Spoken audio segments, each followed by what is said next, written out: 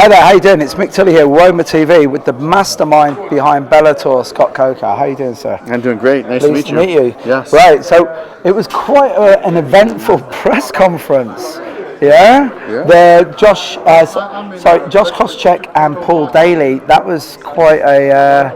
There was sparks flying. I thought age might have matured either of them, and it didn't seem that way. No. This fight is. I think it's been eating at Paul for how many years? Yeah, a long time. 6-7 years. Yeah. And for Koscheck, it's like, hey, I'm going to come over there. I'm going to do it in your backyard this time. I don't need to sleep in my bed. This is a home game for Paul Daly, right? But when they're right at the face-off, there was some serious bleeping going on in there. Yes. And we had to break them up because if I stepped back, they would have ended up fighting. Seriously. I saw it. Liam McGarry had to go in. I said that he's now Liam the Peacemaker McGarry. I said, help over here, He actually just said that in the interview. He said, my boss called me and said, Liam, get in here. Yeah, I need some backup. So it's raw, it's emotional energy, and these are the kind of fights like the revenge match. It's just like Kimbo and James and Koscheck Daly. It's like, to me, it'd be like when I grew up, it'd be like, Ali Frazier. They never get over it. They never get over that loss. Or like Sugar Leonard fighting Hearns. Yes, exactly. Or Sugar Leonard fighting Hagler. Yeah, right? Roberto Duran turning his back and then going. They never, they just eats at him. And you know who told me that? Ken Shamrock told me that. Really? Because the first time I saw Ken in 10 years, he came to a fan fest to sign autographs. Yeah. And he walks in, he looked jacky and ready to fight, and he's like, I want to fight that guy. I'm like, you're here to sign autographs. Like, relax, have some drink and eat or whatever. Yeah. He's like, I want to fight that guy. I'm like, who do you want to fight? He's like, that guy. And I turned around, and it was Hoist Gracie. Wow. And I said, you want to fight Hoist Gracie? He goes, yeah, I haven't gotten over it. Because it still eats at me. I was like, wow. So to me, I have never had that epic. I stopped competing in Cry tournaments. 40 years ago or whatever. But I've never had that fierce rivalry with somebody. And I can't imagine what it feels like. If you don't mind me saying, this is going to lead me on to what I like most about Bellator. You mentioned it earlier in the press conference, but I'm just going to expand upon it. The UFC is very by the numbers. It's win-loss. So you see a lot of guys protecting, and there's no. You said a phrase that amused me because you said, it didn't amuse me. It made me smile. It was a fan-friendly fight, and that was the thing, because I think this is why McGregor and Diaz. That's passion.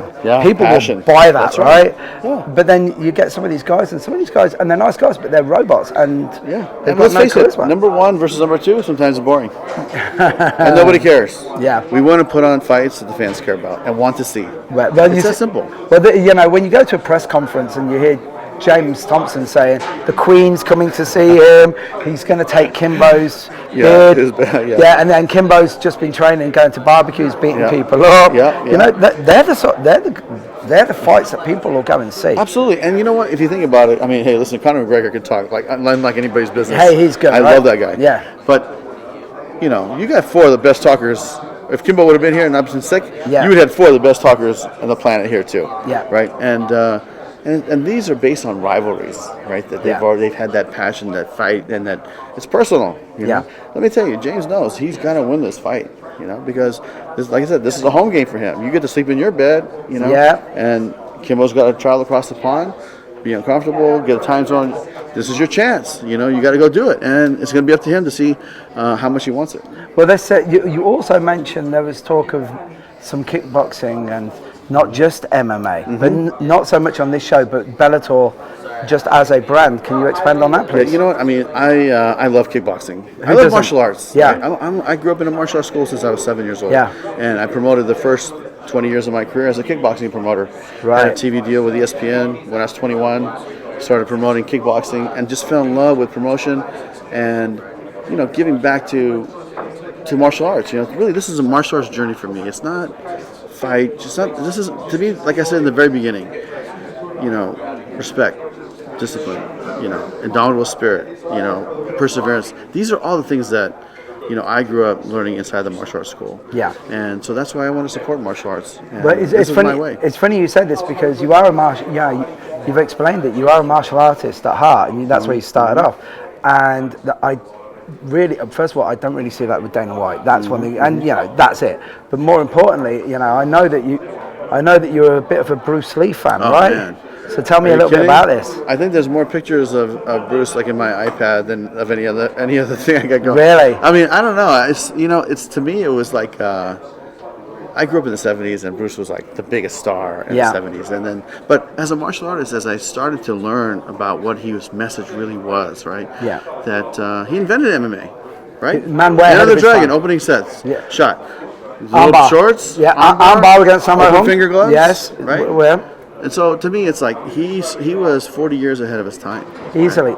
And so to me, I said, man, he got it. It's like, use what works, right? And not, like he said, not one style is going to be the style. You have to adapt your style and be able to adapt to their style. So, to me, he was the greatest martial artist of all time. Well, believe it or not, I'm actually an instructor in Jeet Kune Do under Danny Santo. So, you're preaching to the choir here. I met Danny in the 80s.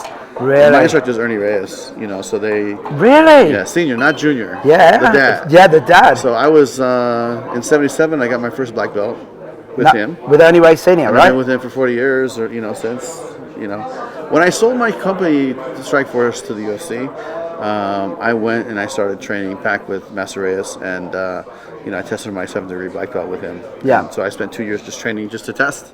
Really? And it's interesting you say this because everyone knows his son from some of the movies back in the day. Yeah. But the dad was the real deal. He was the real McCoy, and he still is. And what people don't understand is the amount of work that this guy does in the community, like we're talking about serious impact. Like I've always said, the one thing I always like, which Bruce Lee used to say, which was. Using martial arts as a vehicle for personal development, and I always say we use martial arts to make better, more functional human beings for a better, more functional world. And with MMA, we don't really see this. I've always believed. I do see it in some people. No, a bit. Yeah, but I think it's a culture that we need to foster. And that's why to me, it's like this is a martial arts journey for me, and that's part of my journey. Yeah. Is to give back and contribute and explain to people, hey, this is a martial arts competition. Look at Royce Gracie, man. That's a legend right there. A legend, and a martial arts legend. Because you're a great fighter doesn't mean you're a martial artist. Let's be real. But people don't understand just because you're a great fighter doesn't make you a great person. Yeah, and so the thing is, my instructor always said to me, hey, be a black belt in the school and be a black belt in life. Right. We do good in the world. Yeah, and so that's to me. That's the journey. That's the quest. That's what drives me to do this. If you don't mind me saying, what I really like is we were looking today at the press conference, and I look along, and all of the English guys that you're actually pushing forward. So there isn't just one or two names, token English guys in there to sell it. You've built this card around some. Like Michael Page, that guy, his father. Have you ever met his father? Yes. Curtis Page was still a terror. Master Page, if you look at that guy, was a terror back in the day. Yeah, but Michael's like something out of something out of a computer game. Yeah. He's a comic book. I mean, I call him the Michael Jackson of MMA. Yeah. But this kid comes up to me a month ago and said, "Look, I want to go fight for the title. I want to do this," and he goes, "And I want to kickbox too."